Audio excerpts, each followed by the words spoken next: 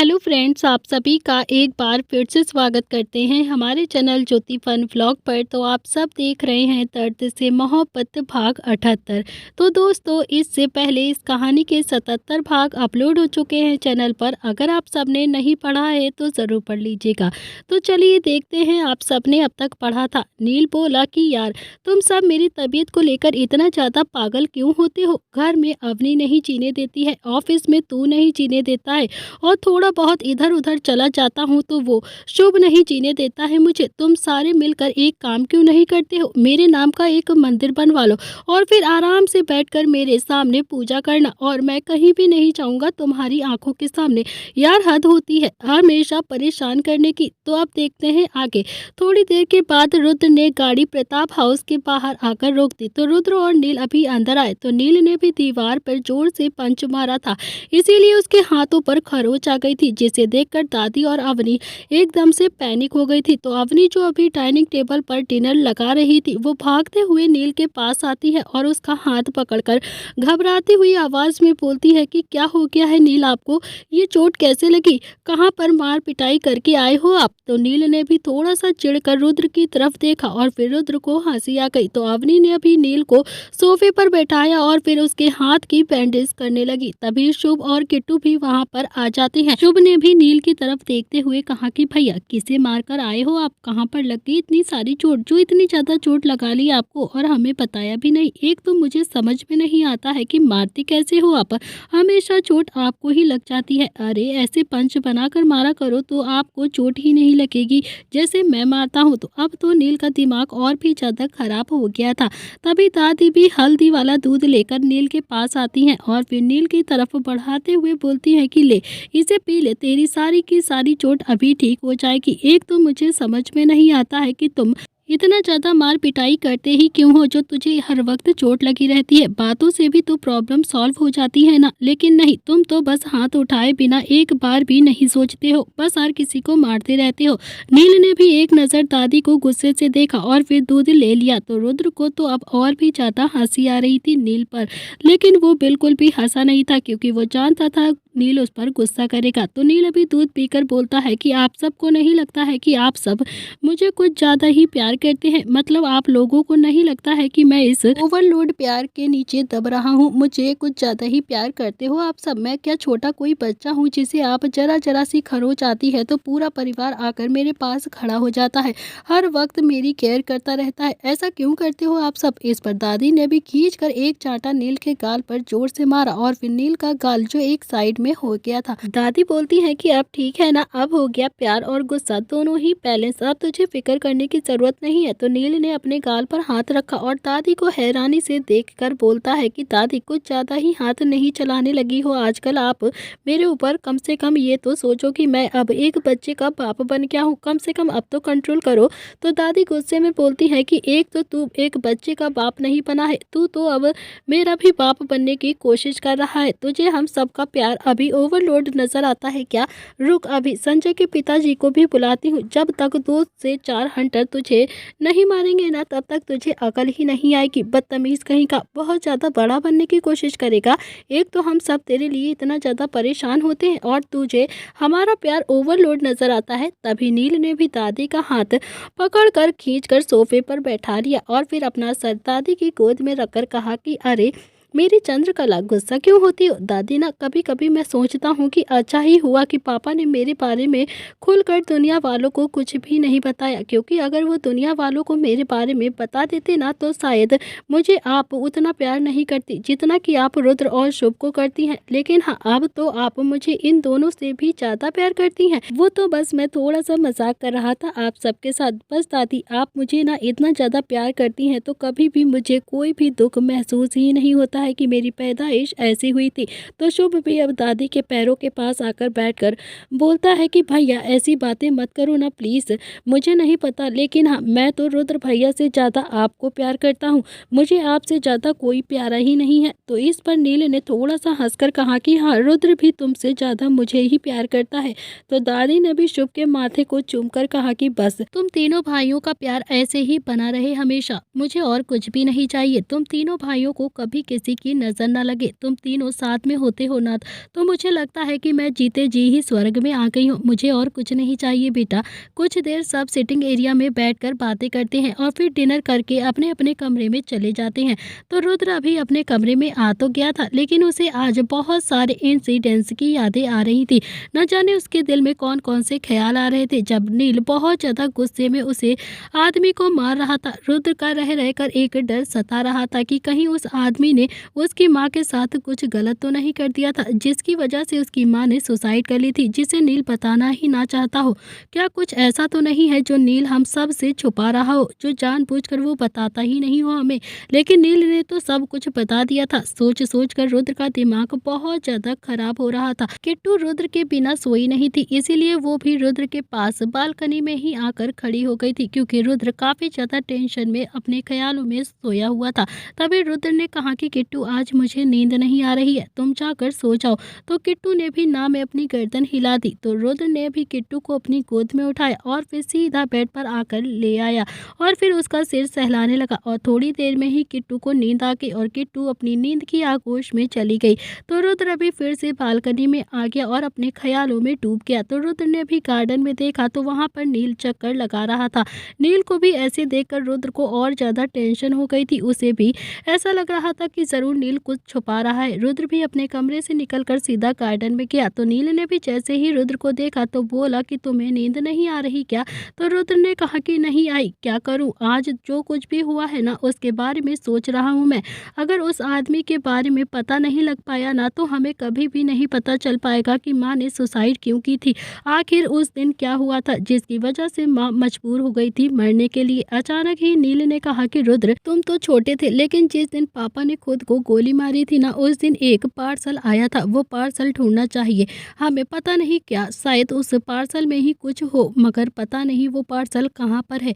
तो रुद्र ने कहा कि तुम पक्का श्योर हो ना कि कोई पार्सल घर पर आया था? तो नील ने हाँ में अपनी गर्दन हिलाते हुए कहा कि हाँ मैं सच कह रहा हूँ, पापा का कोई पार्सल आया था। पापा वो पार्सल को कुछ देर तक देखते रहे और वो काफी ज्यादा परेशान हो गए थे उस पार्सल को देखकर। फिर उन्होंने पार्सल चेयर पर रखा और फिर वो मुझे अपने पास बुलाते हैं और फिर मुझसे वादा लेते हैं कि मैं कभी भी तुम्हारा साथ ना छोड़ूं, हमेशा इस परिवार का ध्यान रखूं, तुम्हारा साथ दूं। और फिर पापा ने ऊपर जाकर खुद को शूट कर लिया था।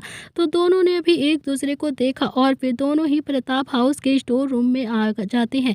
तो दोनों ही अभी उस पार्सल को ढूंढने लगते हैं जो कि उसके पापा की सुसाइड की वजह था। लेकिन दोनों ही अब वो पार्सल नहीं ढूंढ पाते हैं, दोनों को वो पार्सल नहीं मिल रहा था। पूरी रात रुद्र और नील वो पार्सल ढूंढते रहते हैं। उन्होंने पूरा स्टोर रूम छान लिया था, एक एक चीज इधर से उधर करती थी, लेकिन हो चुका था। नील ने अपनी कमर पर हाथ रखकर थोड़ी थकावट भरी आवाज में कहा कि यार, कितने घंटे से हम उस पार्सल को ढूंढ रहे हैं, लेकिन पता नहीं क्यों मिल ही नहीं रहा है। अब हम उसे कहाँ पर ढूंढेंगे? इस पर रुद्र ने कहा कि दादाजी से पूछ ले क्या नील? तो दादाजी को इस बारे में शायद कुछ पता होगा, क्योंकि वो उस वक्त बहुत समझदार थे। इस पर नील ने कहा कि यार, दादाजी से पूछेंगे तो ऐसा ना हो कि उनके जख्म हरे हो जाएं। तो रुद्र ने भी कहा कि शायद तुम सही कह रहे हो नील, हम तीनों भाई मिलकर चाहे दादाजी को कितना भी प्यार कर ले, लेकिन पापा की कमी पूरी नहीं कर पाएंगे, क्योंकि दादाजी पापा से बहुत ज़्यादा प्यार करते थे। आखिर दादाजी ने अपने जवान बेटे को कंधा जो दिया था, उनके सामने ही पापा ने अपने आप को शूट किया था। जब भी पापा का जिक्र होता है तो दादाजी की आंखें कहीं ना कहीं नम हो जाती हैं। तो नीले ने कहा कि वैसे भी मुझे नहीं लगता है कि दादाजी को इस बारे में कुछ भी पता होगा, अगर पता होता तो शायद वो अब तक हमें बता चुके होते। दोनों ही अभी स्टोर रूम से निकलकर सिटिंग एरिया में आ गए थे। दोनों के कपड़े भी बुरी तरह से गंदे हो गए थे। तो दोनों ही अभी बात करते करते सोफे पर ही सो जाते हैं। सुबह दादी जब किचन में आती हैं तो उनकी नज़र अभी सोफे पर जाती है जहां पर रुद्र और नील बेफिक्र होकर सो रहे थे। तो दादी ने भी नज़र बांध कर दोनों को घूर कर देखा और फिर मन ही मन कहा कि ये तो सच में नील और रुद्र ही हैं। तो दादी भी खुद में ही बोलती हैं कि लगता है इन दोनों की किट्टू और अवनी से लड़ाई हो गई है, तभी यहाँ पर आकर सो रहे हैं। दोनों ही बहुत ज़्यादा बदतमीज हो गए हैं, लेकिन मेरी तो दोनों बहुएं बहुत ज़्यादा अच्छी हैं। जरूर इन बंदरों ने ही कुछ ना कुछ किया होगा। अच्छा ही है, दोनों को अकल उनकी पत्नियां ही दिलाएंगी, क्योंकि मेरी बस की तो बात ही नहीं है और मेरी सुनते भी कहाँ है। तो दादी अपने मन में ही कुछ ना कुछ सोचकर बहुत ज़्यादा खुश हो रही थी। तो ऐसे ही कुछ दिन और बीत जाते हैं। रुद्र और नील उस पार्सल की गुत्थी को अभी तक सुलझा नहीं पाए थे और ना ही जय को कुछ भी उस बारे में पता चल रहा था, ना कहीं उस आदमी के बारे में पता चला था। तो रुद्र अभी अपने कैबिन में बैठा हुआ आंख बंद करके उस पार्सल के बारे में सोच रहा था कि ऐसा क्या था उस पार्सल में जिसे देखकर पापा ने सुसाइड कर ली थी। जरूर कुछ ना कुछ तो ऐसा होगा जो पापा को मजबूर कर रहा था। तभी रुद्र का ड्राइवर अभी परमिशन लेकर कैबिन के अंदर आया। तो ड्राइवर ने भी रुद्र को लंच बॉक्स देते हुए कहा कि किट्टू मैम ने भेजा है आपके लिए और कहा है कि चारों भाई साथ में बैठकर खाना खा लेना। तो रुद्र ने भी फ़ोन कर तीनों को अपने कैबिन में ही बुला लिया था। लेकिन रुद्र ने लंच बॉक्स नहीं खोला था क्योंकि उसका दिमाग अभी भी उस पार्सल के लिए बहुत ज़्यादा अटका हुआ था और परेशान हो रहा था। तो लंच को देखकर अभी शुभ के मुंह में तो पानी आ गया था और वो जल्दी से लंच बॉक्स को उठाता है और जल्दी जल्दी बॉक्सेस को खोलने लगता है। उसने जैसे ही पहला डब्बा खोला तो उसमें भी छोटे छोटे से कपड़े निकलते हैं। तो शुभ ने भी थोड़ा सा मुंह बनाकर कहा कि यार हम सब यहाँ पर छोटा सा कच्चा बनियान खाएंगे क्या बैठकर, ये लंच शायद चेंज तो नहीं हो गया है, ये प्रताप हाउस से ही आया है ना। तो शुभ अभी लंच को उल्टा पुल्टा करके देखने लगता है। तब तक नील और निहाल भी हाथ धोकर सोफे पर आकर बैठ गए थे। तो नील ने भी छोटे से कपड़े को देखा तो खुशी से वो भी उछल पड़ता है और फिर रुद्र को देखकर बोलता है कि यार यार ये लंच किसने भेजा है, जल्दी से बता मुझे। तो रुद्र ने भी बेमन से थोड़ा सा उदास मन से कहा कि यार और कौन भेजेगा, किट्टू ने ही भेजा है और कहा है कि चारों भाई साथ में बैठकर खा लेना। अब तो नील और भी ज्यादा खुश हो गया था और खुशी के मारे वो जोर जोर से डांस करने लगता है। तो निहाल को भी अब सब कुछ में समझ में आ चुका था, वो भी अब नील के साथ बिना म्यूजिक के ही डांस करने लगता है। दोनों भाई अभी पागलों की तरह डांस कर रहे थे। रुद्र उन दोनों को देखकर बोलता है कि यार क्या हो गया है तुम दोनों को, सुबह सुबह पैक मार के आए हो क्या, क्या क्या हो गया है तुम दोनों को, ऐसे बंदरों की तरह उछल क्यों रहे हो। उन दोनों को डांस करता हुआ देखकर शुभ से भी रहा नहीं गया और वो भी बिना वजह से ही डांस करने लगा। शुभ को भी कुछ भी समझ में नहीं आया था कि आखिर निहाल और नील क्यों डांस कर रहे हैं और वो भी उनके साथ डांस करने लगा। नील ने भी थोड़ी देर रुक कर कहा कि भाई भाई तू क्या डांस क्यों कर रहा है। इस पर शुभ ने कहा कि यार कुछ नहीं, बस आप दोनों डांस कर रहे हो ना तो मैं भी डांस कर रहा हूँ और कुछ नहीं। और वैसे भैया क्या आपको समझ में आ गया है क्या कि भाभी ने एक बच्चे के कच्चा बनियान क्यों भेजे हैं हम सबके लिए, और वो भी खाने के बॉक्स में, ऐसा क्यों किया उन्होंने। आप दोनों खुश हो गए हो तो मैं भी खुश हो गया हूँ आपके साथ। तो नील ने भी शुभ के गालों को पकड़कर हिलाते हुए और खुशी के साथ कहा कि छोटे शेर तू चाचू बनने वाला है, मैं बड़े पापा बनने वाला हूँ और निहाल फूफा बनने वाला है, हमारा ये रुद्र पापा बनने वाला है पापा। रुद्र तो अभी जैसे शॉक्ड हो गया था, उसे तो अपने कानों पर यकीन ही नहीं हो रहा था, वो तो बस अभी नील को ही देखे जा रहा था। नील ने भी हंसकर अपने दोनों हाथ फैला दिए और फिर 4 कदम चलकर रुद्र को अपने गले लगा लिया। वो दोनों भाई अभी कसकर एक दूसरे के गले लगे थे। शुभ तो था ही छोटा शेर, वो भी कहाँ मानने वाला था। तो नील ने भी हल्का सा पीछे होकर निहाल से भी कहा कि अब तू किसका इंतजार कर रहा है, आ तो भी आजा। तो निहाल भी अभी जाकर उनके गले लग जाता है। वो चारों एक दूसरे के गले लगे हुए थे। तो नील की आंखों में भी कहीं ना कहीं अब आंसू आ गए थे जिसे वो कंट्रोल करने की कोशिश कर रहा था। चारों आज बहुत ज्यादा खुश हो रहे थे। फिर उसने मन ही मन कहा कि पापा पापा मैं हमेशा से यही चाहता था कि हम सब साथ में रहें और हमेशा खुश रहें। अगर आप हमें कहीं से भी देख रहे हो ना तो अपना आशीर्वाद ज़रूर देखना। और हाँ देख लीजिए आपके चारों बेटे आज बहुत ज़्यादा खुश हैं, आज हम बहुत ज़्यादा खुश हैं। इधर प्रताप हाउस में चारों जब घर आते हैं तो सब डाइनिंग टेबल पर बैठे हुए थे लेकिन किट्टू वहाँ पर नहीं थी। तो रुद्र के चेहरे की चमक आज बिल्कुल अलग ही थी।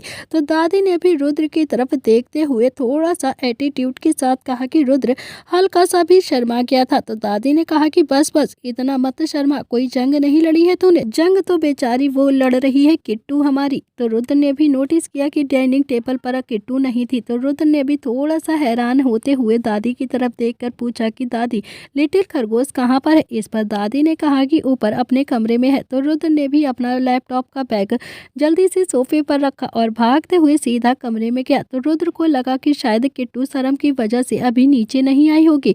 तो रुद्र भी अपने कमरे में आ गया था। तो वो वहाँ पर अभी किट्टू को नहीं देखता है तो वो थोड़ा सा हैरान हो जाता है कि तभी उसे वॉशरूम से कुछ आवाज़ आने लगती। रुद्र ने भी जल्दी से वॉशरूम का गेट खोलकर देखा तो किट्टू अभी वॉशरूम में वॉमिटिंग कर रही थी। तो रुद्र भी जल्दी से किट्टू के पास गया और उसकी पीठ को रब करता हुआ बोलता है कि लिटिल खरगोश तुम ठीक तो हो ना, कोई प्रॉब्लम तो नहीं है। तो रुद्र ने भी किट्टू का मुंह धुलवाया और फिर उसे धीरे से बाहर लेकर बेडरूम में आ जाता है। तो किट्टू अभी सोफे पर बैठ गई थी और अपनी लंबी लंबी सांसें ले रही थी जैसे वो बहुत ज़्यादा थक गई हो। अभी किट्टू के चेहरे पर काफ़ी ज़्यादा पसीना भी था। तो रुद्र ने भी उसे पानी का गिलास पास करते हुए कहा कि क्या हुआ हुआ लिटिल खरगोश, तबीयत तो ठीक है ना तुम्हारी, डॉक्टर के पास लेकर चलूं क्या तुम्हें?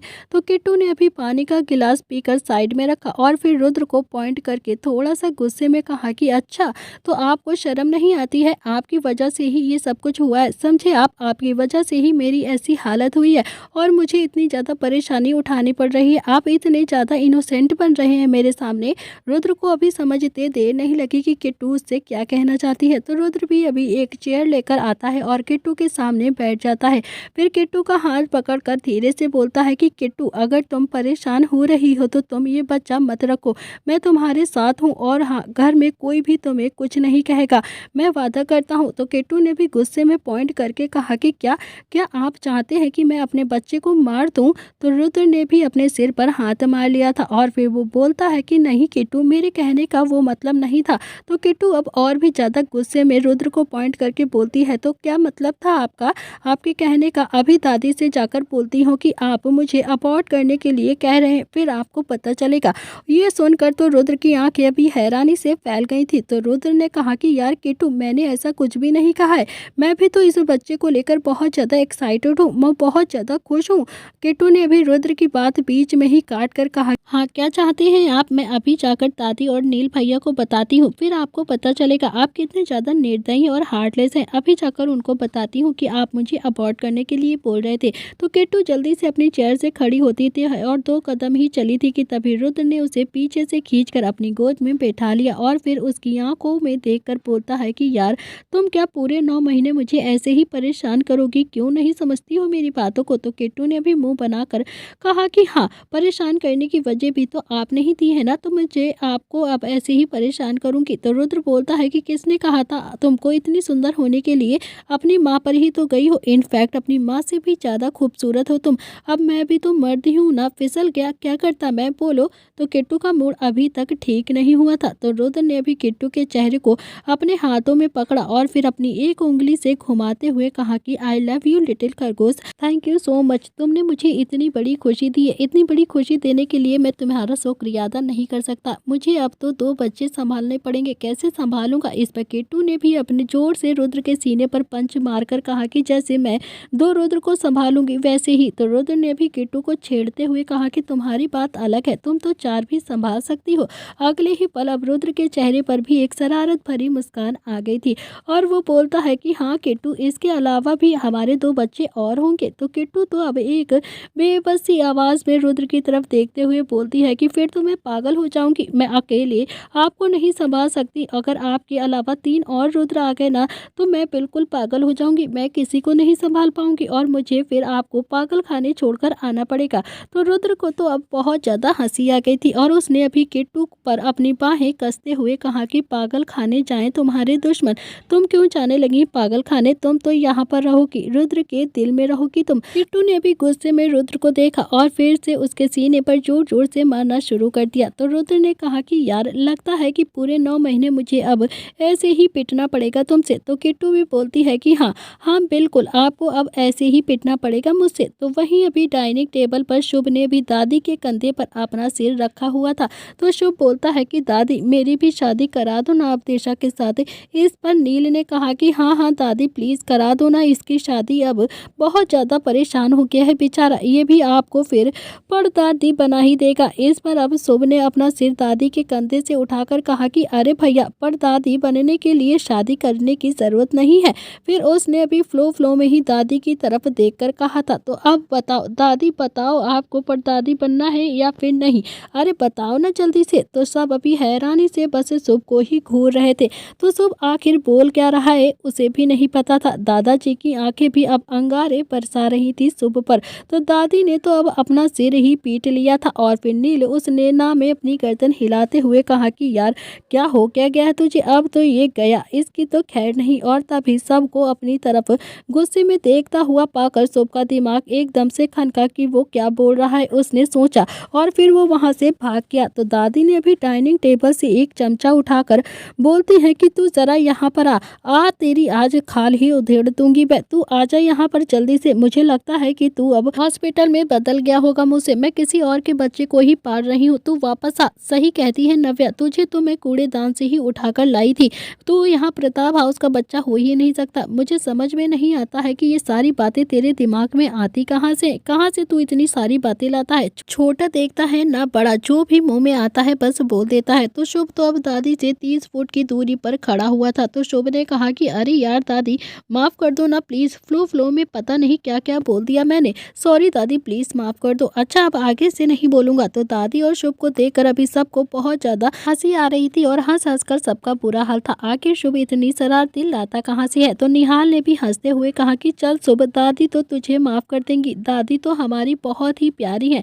लेकिन दादाजी तुझे माफ नहीं करेंगे। वो तो तुझ पर आज अपना हंटर चलाकर ही रहेंगे।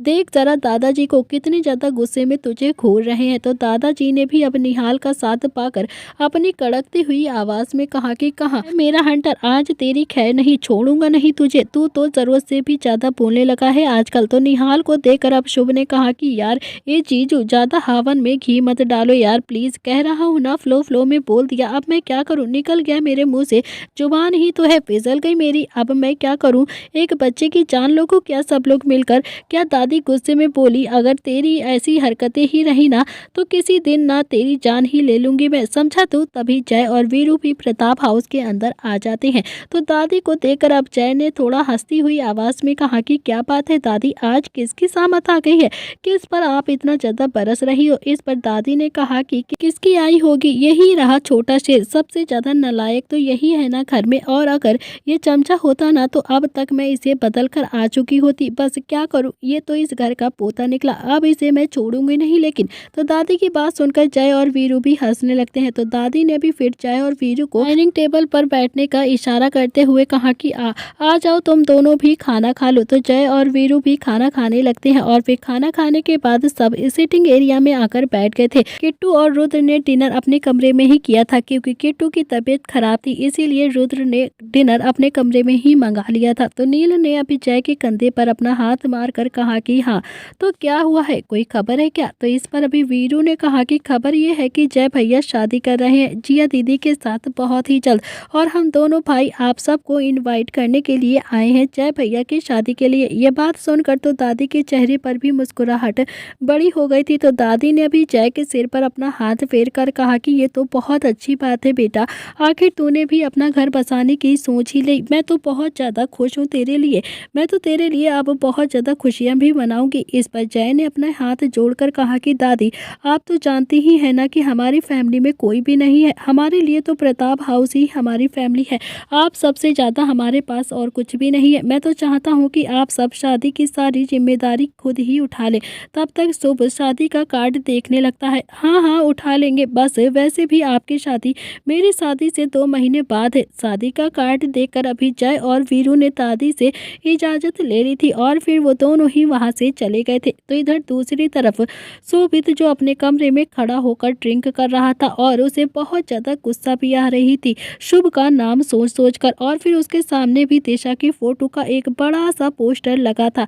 तो शोभित अभी दिशा की फोटो को ही देखे जा रहा था और अपनी ड्रिंक को पी रहा था। तो शोभित अभी इस वक्त पूरे नशे में आ चुका था। तो शोभित की आंखें भी अब आधी खुल रही थी और आधी बंद हो रही थी, उसने बहुत ज़्यादा ड्रिंक कर रखी थी। तो शोभित ने कहा कि दिशा, तुम सिर्फ मेरी हो और मेरी ही रहोगी, जब से मैं तुम्हें पहली बार देखा है ना तब से ही तुम्हें पाने की डिसाइड कर लिया था मैंने। लेकिन हाँ, हम दोनों के बीच में ये शुभ आ गया है, इसका तो कुछ ना कुछ करना ही पड़ेगा। लेकिन कोई बात नहीं, हम दोनों के बीच में ये शुभ भी नहीं आ सकता है। मैं हम दोनों के बीच में किसी को भी नहीं आने दूंगा, मतलब किसी को भी नहीं, उस शुभ को भी नहीं आने दूंगा। तुम मेरी हो और मेरी ही रहोगी।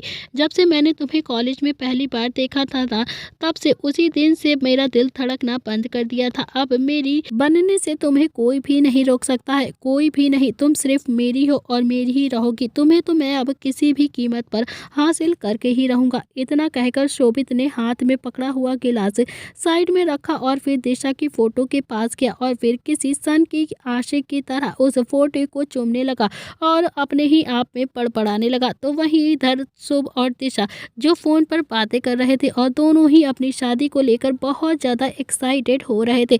दोनों ही साथ में शॉपिंग करने की प्लानिंग कर ली थी और फिर अब शादी के भी बहुत कम दिन ही बचे थे। दोनों बहुत ज़्यादा खुश थे। धीरे धीरे ऐसे ही दिन बीत गए थे और फिर शुभ की शादी भी नज़दीक आने लगी थी। शुभ की शादी में अब 2 दिन ही बचे थे और 2 दिन के बाद दिशा और शुभ की शादी थी।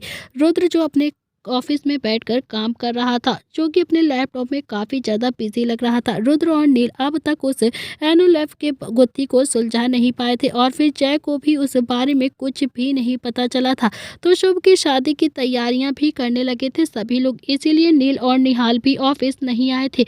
आज सिर्फ रुद्र ही ऑफिस आया था, जो कि अभी उस एनोलेफ के बारे में ही कुछ सॉल्व कर रहा था। वो अपने कैबिन में बैठकर काम भी कर रहा था और तभी रुद्र का मैनेजर धीरज ने रुद्र के कैबिन का नॉक किया। तो रुद्र ने अभी अपने दरवाजे की तरफ देखा और फिर उसे अंदर आने का इशारा किया। तो रुद्र ने अभी धीरज को अंदर आने का इशारा किया, तो धीरज भी अभी बिना कुछ बोले सीधा अंदर आकर बोलता है कि सर, बाहर कोई शोभित नाम का लड़का आपसे मिलने चाहता है। वो बहुत ज़रूरी इंपॉर्टेंट बात बताना चाहता है आपको। तो नील को तो अब शोभित के बारे में पता था, लेकिन रुद्र अभी इस बारे में कुछ भी नहीं जानता था।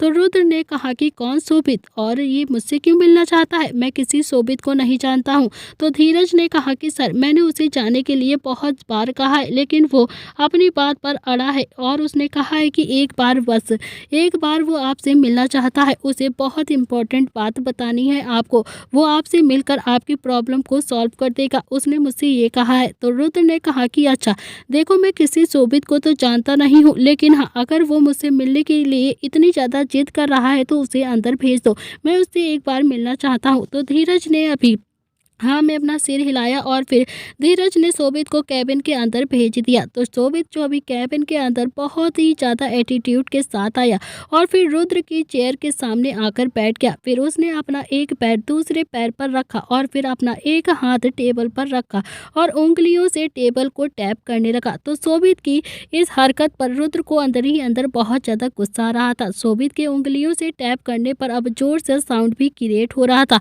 उस साउंड को सुनकर रुद्र काफ़ी ज़्यादा इरिटेट भी हो रहा था। तो रुद्र ने भी कहा कि मिस्टर शोभित, क्या तुम मुझे यहाँ पर साउंड सुनाने के लिए आए हो या फिर कुछ बताने के लिए? अगर यहाँ पर ये सारी चीज़ें करने के लिए आए हो ना, तो मेरे पास इतना ज़्यादा टाइम नहीं है कि मैं तुम्हारी इस घटिया सा म्यूज़िक को सुनूं, समझे तुम? अब तुम मेरे कमरे से बाहर जा सकते हो। तो शोभित ने कहा कि सुना है कि आप किसी एक एनवेलप को ढूंढ रहे हैं, और ये सुनते ही रुद्र की भौंवें एकदम से तन जाती हैं। तो रुद्र ने भी अपने सपने में भी नहीं सोचा था कि कोई अनजान लड़का उसके सामने आकर बैठ जाएगा और फिर उस एनवेलप की बात करेगा जिसके लिए वो इतना ज़्यादा परेशान हो रहा है। तो रुद्र इतना ज़्यादा शॉक्ड था कि कुछ बोल ही नहीं पाया। इतने में ही शोभित ने भी फिर से कहा कि शायद आपने मुझे पहचाना नहीं, मैं वही लड़का हूँ जो रेस्टोरेंट में दिशा से टकराया था। तो रुद्र ने भी अपने दिमाग पर थोड़ा सा जोर डाला और फिर उसे भी याद आ गया कि ये तो वही लड़का है जो दिशा से रेस्टोरेंट में टकराया था। तो रुद्राक्ष ने अपने होश में आकर उसे देखते हुए पूछा कि तो तुम उस एनवेलप के बारे में कैसे जानते हो? कैसे पता है तुम्हें उस एनवेलप के बारे में? तो इस पर शोभित ने थोड़ा सा मुस्कुरा कर कहा कि आम खाओ, गुठलियाँ क्यों गिन रहे हो तुम? मैं आपके साथ एक डील करने के लिए आया हूँ। अगर आप मेरे साथ वो डील कर लेंगे ना, तो मैं आपको वो एनवेलप आराम से दे दूंगा, और अगर आपने वो डील मुझे करने से इनकार कर दिया ना, तो वो एनवेलप आपके सामने जला ही दूंगा। फिर आपको कभी भी नहीं पता चलेगा कि संजय प्रताप सिंह उफ आपके पापा ने सुसाइड क्यों की थी। ये तो बस मैं ही बता सकता हूँ आपको। और आपकी माँ, उन्होंने आत्महत्या क्यों करी थी? क्योंकि उस एनवेलप के जरिए ही आप दोनों गुत्थियों को सुलझा सकते हैं। आप सारी जिंदगी अब उस गुत्थी में ही उलझ कर रह जाएंगे। मुझे बस आपके साथ एक डील पक्की करनी है, बस, और कुछ भी मेरा आपसे कोई लेना देना नहीं है। आप मेरी बातों को मान लीजिए, मैं आपकी बात को मान लूंगा। आप मेरे साथ वो डील पक्की कर लीजिए। तो रुद्र को उस वक्त शोभित पर बहुत ज्यादा गुस्सा आ रहा था, इतना कि उसका मन कर रहा था कि शोभित का कॉलर पकड़कर 2-4 पंच अभी उसके मुंह पर मार दे। लेकिन रुद्र ने उस वक्त अपने दिमाग से काम लिया, क्योंकि वो नहीं चाहता था कि उसकी एक गलती की वजह से सब कुछ बर्बाद हो जाए। वो बहुत ही शांति से पूछता है कि कैसी डील, क्या चाहिए तुम्हें मुझसे? बदले में बताओ मुझे। तो दिशा चाहिए मुझे। तो शोभित ने अभी एक ही शब्द में जवाब दिया था, और ये सुनते ही रुद्र की भौंवें गुस्से से तन गई। उसकी नसें एकदम से उभर आई थी, आंखों में अंगारे दिखने लगे और मुट्ठियां गुस्से से कस गई थी। तो रुद्र ने अपने दांत पीसते हुए कहा कि तुम जानते भी हो तुम किसके सामने बैठे हो और क्या बकवास कर रहे हो, और किसके सामने ये डील की बात कर रहे हो तुम, और तुमने मांगा किससे है और क्या मांगा है तुमने? कुछ होश भी है तुम्हें? तुम अपने होश में हो भी या फिर नहीं? तो शोभित भी एकदम गुस्से से खड़ा हो गया और थोड़ा एटीट्यूड के साथ अपनी पॉकेट में अपने हाथ डालकर बोलता है कि मैं जानता हूँ, मैं अच्छे से जानता हूँ कि मैंने डील में क्या मांगा है और किससे मांगा है। मैं ये भी जानता हूँ कि जो मैंने मांगा है ना, वो बहुत ही बेशकीमती चीज़ है, लेकिन हाँ, मैं उसके बदले में जो दे रहा हूँ उसका भी कोई प्राइस नहीं है, आप भी जानते हैं। तो रुद्र भी अभी बहुत ज़्यादा गुस्से में शोभित को ही घूर रहा था, जबकि शोभित रुद्र को मुस्कुरा कर देख रहा था।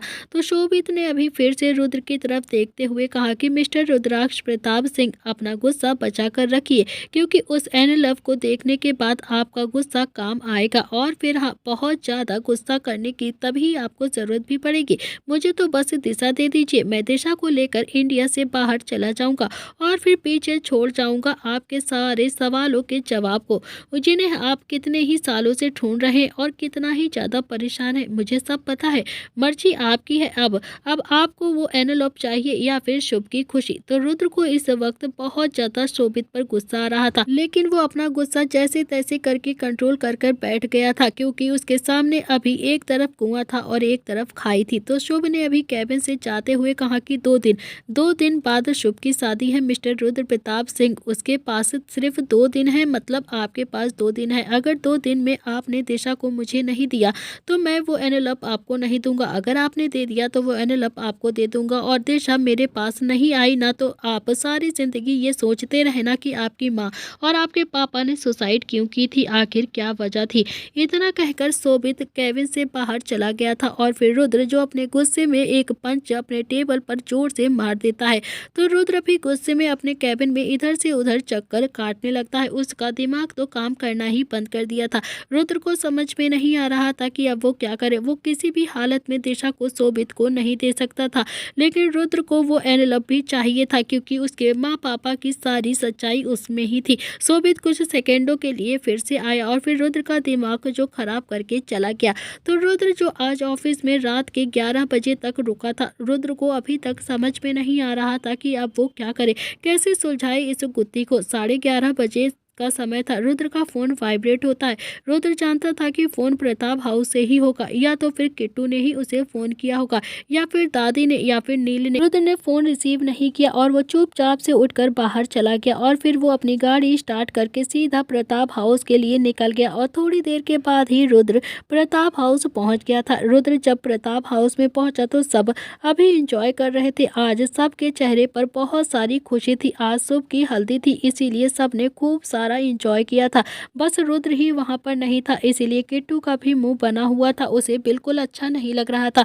किट्टू भी चुपचाप से सोफे पर बैठी हुई थी और एक तो पहले ही वो प्रेगनेंसी की वजह से बहुत ज्यादा परेशान रहती थी, ऊपर से आज पूरा दिन उसने रुद्र को एक बार भी नहीं देखा था, इसीलिए उसका दिमाग बहुत ज्यादा खराब था। तो शुभ अभी डांस करता हुआ गया और उसने रुद्र को पकड़कर खींचते हुए कहा कि भैया, एक दिन ऑफिस नहीं जाओगे तो आफत नहीं आ जाएगी, प्लीज कम से कम 2 दिन ही तो बचे हैं, 2 दिन तो आप ऑफिस से छुट्टी ले ही सकते हो ना, मेरी खुशी के लिए ही। देखो ना, नील भैया और निहाल जीजू भी नहीं गए हैं ऑफिस और वो इतना ज़्यादा इंजॉय कर रहे हैं, एक अकेले ही आप हो जो हमेशा बस ऑफिस ही जाते रहते हो। रुद्र का मन डांस करने का बिल्कुल भी नहीं था, उसके दिमाग में तो अभी शोभित की कही हुई बातें ही चल रही थी। तो रुद्र ने कहा कि शुभ शुभ प्लीज, तबीयत ठीक नहीं है मेरी, छोड़ दे मुझे। रुद्र ने थोड़ा सा फिक्र करते हुए पूछा कि क्या हुआ है भैया, आपकी तबीयत ज़्यादा खराब है क्या? तो रुद्र ने कहा कि नहीं, कुछ नहीं हुआ है, बस थोड़ा सा थक गया हूँ और मैं जाकर अभी किट्टू के पास बैठता हूँ, तुम सब लोग मिलकर डांस करो, मैं बस देखूंगा। तो रुद्र भी जाकर किट्टू के पास में बैठ जाता है। तो किट्टू का मूड भी अभी बहुत ज़्यादा खराब था रुद्र के ऊपर, लेकिन जब उसने रुद्र का चेहरा देखा तो वो भी थोड़ा सा फिक्र करते हुए बोलती है कि आपको क्या हुआ है रुद्र, आपकी तबीयत तो ठीक है ना, इतना काम क्यों करते हैं आप? अगर आप इतना ज़्यादा थक जाते हैं तो मैं भी ना पूरा दिन आपका इंतज़ार करती रहती हूँ, और आपको इतनी बार फ़ोन किया था मैंने, आपने एक बार भी मेरा फ़ोन रिसीव नहीं किया, आप ऐसा क्यों करते हैं? आप ना तो फ़ोन रिसीव करते हैं और ना ही आप घर आए थे। तो रुद्र भी ऐसे तो नहीं चलेगा ना, मुझे आपके साथ की ज़रूरत है और आप हो कि घर पे होते ही नहीं हो, मैं क्या करूँ आप ही बताइए। अगर आप 2 दिन कहीं नहीं जाएंगे तो कुछ नहीं हो जाएगा, आप घर में भी तो रह सकते हैं ना, आप अब कहीं भी नहीं जाएंगे 2 दिन के लिए? तो रुद्र ने हाँ में अपनी गर्दन हिला दी, लेकिन उसके दिमाग में अभी शोभित की कही हुई बातें ही चल रही थी। तो किट्टू अभी सबको ही देख रही थी और फिर सब जो डांस एंजॉय कर रहे थे। तो दादी ने अभी किट्टू को डांस करने से मना किया था। तो दिशा भी अब किट्टू की दूसरी साइड में ही बैठी हुई थी, तो उसे भी अब दादी ने डांस करने के लिए मना कर दिया था। तो रुद्र अभी थोड़ी देर पर वहीं पर बैठता है और फिर वो किट्टू से बोलता है कि किट्टू, मैं फ्रेश होकर अभी आता हूँ, तुम अपना ख्याल रखना। तो किट्टू ने भी रुद्र की तरफ देखकर मुस्कुरा के हाँ में अपनी गर्दन हिला दी। तो रुद्र अभी किट्टू के बालों को चूम कर सीधा अपने कमरे की तरफ चला जाता है। तो रुद्र अभी सीधा अपने कमरे में आया और फिर आकर अपने बेड पर लेट गया। रुद्र के सिर में अभी काफी ज्यादा तेज से दर्द हो रहा था। उसे अभी समझ में ही नहीं आ रहा था कि वो अब शोभित से वो एनवेलप कैसे हासिल करे, क्योंकि अभी शोभित उसे ऐसे तो एनवेलप देने वाला नहीं था और उस एनवेलप की रुद्र को बहुत जरूरत थी। इसके अलावा अभी रुद्र के दिमाग में बहुत सारे सवाल चल रहे थे। शोभित को एनवेलप के बारे में कैसे पता चला और किसने दिया है? शोभित कैसे जानता है कि उसके माँ पापा की डेथ के बारे में? रुद्र इस वक्त बहुत ही ज्यादा परेशान हो रहा था और खुद को बहुत ज्यादा थका हुआ महसूस कर रहा था, लेकिन फिर भी वो बहुत ज्यादा हिम्मत करते हुए सीधा वॉशरूम के अंदर चला गया। और रुद्र अभी शॉवर के नीचे खड़ा हुआ था और उसके दिमाग में अभी भी सवाल चल रहे थे और उसे समझ में नहीं आ रहा था कि अब वो आगे क्या करे। थोड़ी देर शॉवर के नीचे खड़ा रहने के बाद रुद्र सीधा अपने कमरे में आता है। तो रुद्र ने अभी एक सिंपल सा लोवर और टी शर्ट निकाला और उसे पहन लिया। तो रुद्र ने भी अपने बालों में हाथ मारा और फिर इतने में ही उसका ध्यान गेट पर गया जहाँ पर नील खड़ा हुआ था और उसे देख रहा था। नील ने भी रुद्र की तरफ देखते हुए कहा कि क्या हुआ है, तू इतना ज्यादा परेशान क्यों है रुद्र? तो रुद्र ने भी थोड़ी सी गहरी सांस लेकर कहा कि कुछ भी नहीं हुआ है नील। नील ने कहा कि तू मुझे बताएगा नहीं तो मुझे पता नहीं चलेगा क्या? तू अब मुझसे बड़ा बनने की कोशिश मत कर, समझा? क्यों आया था शोभित तुझसे मिलने के लिए? बता मुझे, और क्या कहा था शोभित ने तुझसे? देख, तू नहीं जानता है लेकिन वो दिशा के पीछे पड़ा हुआ है। मैं अच्छे से जानता हूँ उस लड़के को और तू भी जानता है कि शुभ का गुस्सा कैसा है। अगर शुभ को पता चल गया है ना तो अभी वो शोभित को आज ही जान से मार देगा। अगर उसकी सनक गई ना तो वो शोभित को अभी मारकर आ जाएगा। मैं नहीं होता तो शायद अब तक वो मार भी देता उसे।